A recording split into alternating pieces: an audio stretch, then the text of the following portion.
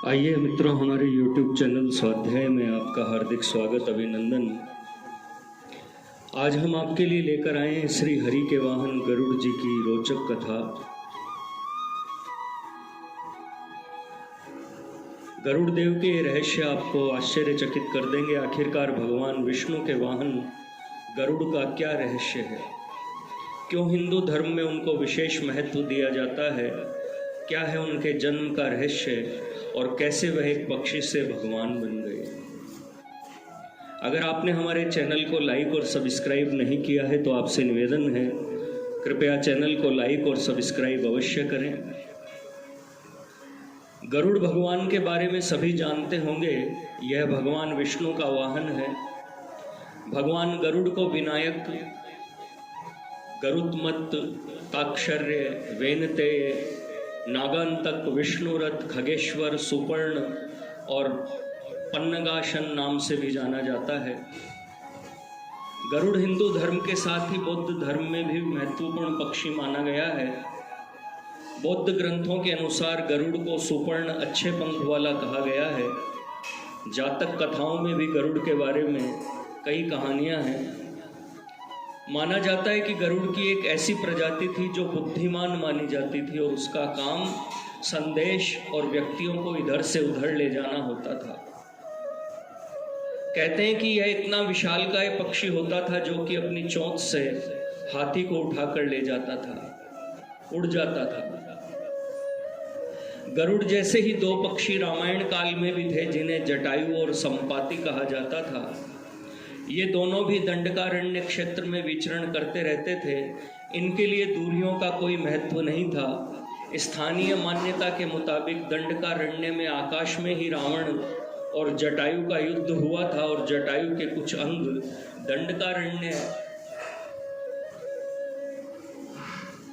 दंडकारण्य में आ गिरे थे, इसलिए यहाँ एक मंदिर है। पक्षियों में गरुड़ को सबसे श्रेष्ठ माना गया है। यह समझदार और बुद्धिमान होने के साथ साथ तेज गति से उड़ने की क्षमता रखता है। गिद्ध और गरुड़ में फर्क होता है। संपूर्ण भारत में गरुड़ का ज़्यादा प्रचार और प्रसार किस लिए है, यह जानना जरूरी है। गरुड़ के बारे में पुराणों में अनेक कथाएं मिलती है। रामायण में तो गरुड़ का सबसे महत्वपूर्ण पात्र है। आखिरकार भगवान विष्णु के वाहन गरुड़ का क्या रहस्य है? पक्षी तीर्थ, चेन्नई से 60 किलोमीटर दूर एक तीर्थ स्थल है जिसे पक्षी तीर्थ कहा जाता है। यह तीर्थ स्थल वेदगिरी पर्वत के ऊपर है। कई सदियों से दोपहर के वक्त गरुड़ का जोड़ा सुदूर आकाश से उतर आता है और फिर मंदिर के पुजारी द्वारा दिए गए खाद्यान्न को ग्रहण करके आकाश में लौट जाता है। सैकड़ों लोग उनका दर्शन करने के लिए वहां पहले से ही उपस्थित रहते हैं। वहां के पुजारी के मुताबिक सतयुग में ब्रह्मा के 8 मानस पुत्र शिव के शाप से गरुड़ बन गए थे। उनमें से 2 सतयुग के अंत में, 2 त्रेता के अंत में, 2 द्वापर के अंत में शाप से मुक्त हो चुके हैं। कहा जाता है कि अब जो 2 बचे हैं वे कलयुग के अंत में मुक्त होंगे। गरुड़ है देव पक्षी। गरुड़ का जन्म सतयुग में हुआ था, लेकिन वे त्रेता और द्वापर में भी देखे गए थे। दक्ष प्रजापति की विनीता या विंता नामक कन्या का विवाह कश्यप ऋषि के साथ हुआ था। विनीता ने प्रसव के दौरान 2 अंडे दिए। एक से अरुण का और दूसरे से गरुड़ का जन्म हुआ।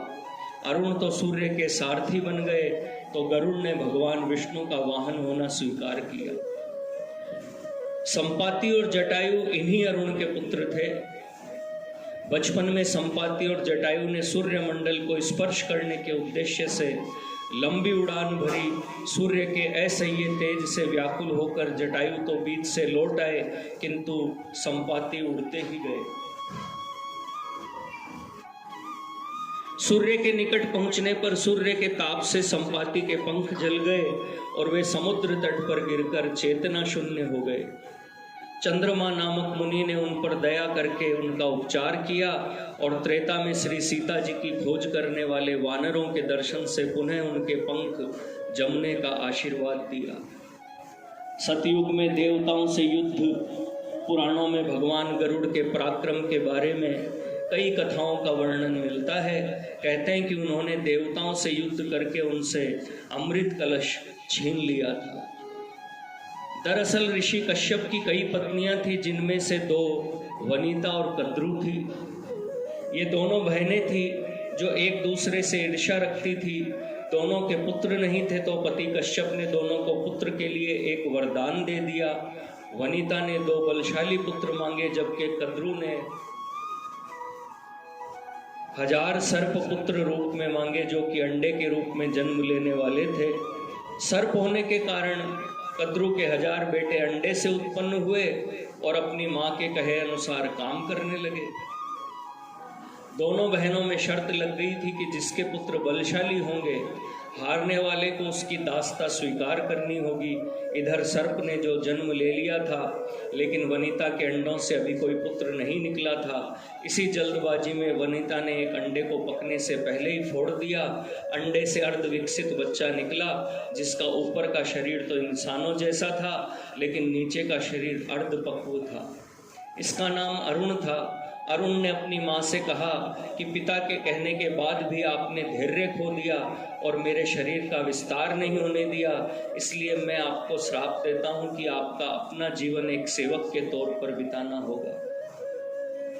अगर दूसरे अंडे में से निकला उनका पुत्र उन्हें इस श्राप से मुक्त ना करवा सका तो वह आजीवन दासी बनकर रहेगी। भय से विंता ने दूसरा अंडा नहीं फोड़ा और पुत्र के शाप देने के कारण शर्त हार गई और अपनी छोटी बहन की दासी बनकर रहने लगी। बहुत लंबे काल के बाद दूसरा अंडा फूटा और उसमें से विशालकाय गरुड़ निकला, जिसका मुख पक्षी की तरह। और बहुत लंबे काल के बाद दूसरा अंडा फूटा और उसमें से विशालकाय गरुड़ निकला, जिसका मुख पक्षी की तरह और बाकी शरीर इंसानों की तरह था। हालांकि उनकी पसलियों से जुड़े उनके विशालकाय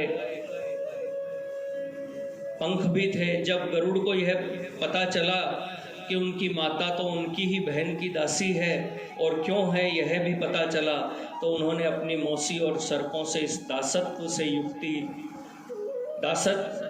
से मुक्ति के लिए उन्होंने शर्त पूछी। सर्पों ने विंता की दासता की मुक्ति के लिए अमृत मंथन से निकला अमृत मांगा। अमृत लेने के लिए गरुड़ स्वर्ग लोक की तरफ तुरंत निकल पड़े। देवताओं ने अमृत की सुरक्षा के लिए 3 चरणों की सुरक्षा कर रखी थी। पहले चरण में आग की बड़े पर्दे बिछा रखे थे, दूसरे में घातक हथियारों की आपस में घर्षण करती दीवार थी और अंत में 2 विषैले सर्पों का पहरा। वहां तक भी पहुंचने से पहले देवताओं से मुकाबला करना था। गरुड़ सबसे भिड़ गए और देवताओं को बिखेर दिया। तब गरुड़ ने कई नदियों का जल मुख में ले पहले चरण की आग को बुझा दिया। अगले पथ में गरुड़ ने अपना रूप इतना छोटा कर लिया कि कोई भी हथियार उनका कुछ न बिगाड़ सका और सांपों को अपने दोनों पंजों में पकड़कर उन्होंने अपने मुंह से अमृत कलश उठा लिया और धरती की ओर चल पड़े। लेकिन तभी रास्ते में भगवान विष्णु प्रकट हुए और गरुड़ के मुंह से अमृत कलश होने के बाद भी उसके प्रति मन में लालच न होने से खुश होकर गरुड़ को वरदान दिया कि वो आजीवन अमर हो जाएंगे। तब गरुड़ ने भी भगवान को एक वरदान मांगने के लिए बोला, तो भगवान ने उन्हें अपनी सवारी बनने का वरदान मांगा। इंद्र ने भी गरुड़ को वरदान दे दिया कि वो सांपों को भोजन के रूप में खा सकेगा। इस पर गरुड़ ने भी अमृत से कुशल वापसी का वादा किया। अंत में गरुड़ ने सर्पों को अमृत सौंप दिया और भूमि पर रखकर कहा कि यह रहा अमृत कलश। मैंने यहाँ इसे लाने का अपना वादा पूरा किया और अब यह आपके सुपुर्द हुआ, लेकिन इसे पीने के आप सभी स्नान करें तो अच्छा होगा। जब वे सभी सर्प स्नान करने गए तभी वहां अचानक से भगवान इंद्र पहुंचे और अमृत कलश को वापस ले गए, लेकिन कुछ बूंदें भूमि पर गिर गई जो घास पर ठहर गई थी। सर्प उन बूंदों पर झपट पड़े लेकिन उनके हाथ कुछ न लगा। इस तरह गरुड़ की शर्त भी पूरी हो गई और सर्पों को अमृत भी नहीं मिला। त्रेता युग में जब रावण के पुत्र मेघनाथ ने श्री राम से युद्ध करते हुए श्री राम को नागपाश से बांध दिया था, तब देव ऋषि नारद के कहने पर गरुड़ ने नागपाश के समस्त नागों को खाकर श्री राम को नागपाश के बंधन से मुक्त कर दिया था। भगवान राम के इस तरह नागपाश में बंध जाने पर श्री राम के भगवान होने पर गरुड़ को संदेह हो गया था। गरुड़ का संदेह दूर करने के लिए देव ऋषि नारद उन्हें ब्रह्मा जी के पास भेज देते हैं। ब्रह्मा जी उनको शंकर जी के पास भेज देते हैं। भगवान शंकर ने भी गरुड़ को उनका संदेह मिटाने के लिए काकभुषुंडी जी नाम के एक कौवे के पास भेज दिया। अंत में काकभुषुंडी जी ने राम के चरित्र की पावन कथा सुनाकर गरुड़ के संदेह को दूर किया। लोमश ऋषि के शाप के चलते काकभुषुंडी कौवा बन गए थे। लोमश ऋषि ने शाप से मुक्त होने के लिए उन्हें राम मंत्र और इच्छा मृत्यु का वरदान दिया। कौवे के रूप में ही उन्होंने अपना संपूर्ण जीवन व्यतीत किया। वाल्मीकि से पहले ही काकभुषुंडी ने रामायण गरुड़ को सुना दी थी। इससे पूर्व हनुमान जी ने संपूर्ण रामायण पाठ लिखकर समुद्र में फेंक दी थी। वाल्मीकि श्री राम के समकालीन थे और उन्होंने रामायण तब लिखी जब रावण वध के बाद राम का राज्याभिषेक हो चुका था। मित्रों, यह थी गरुड़ जी भगवान के बारे में कुछ संक्षिप्त जानकारी, गरुड़ जी की कथा। अगर आपने हमारे चैनल को लाइक और सब्सक्राइब नहीं किया है तो आपसे निवेदन है, कृपया चैनल को लाइक और सब्सक्राइब अवश्य करें। धन्यवाद।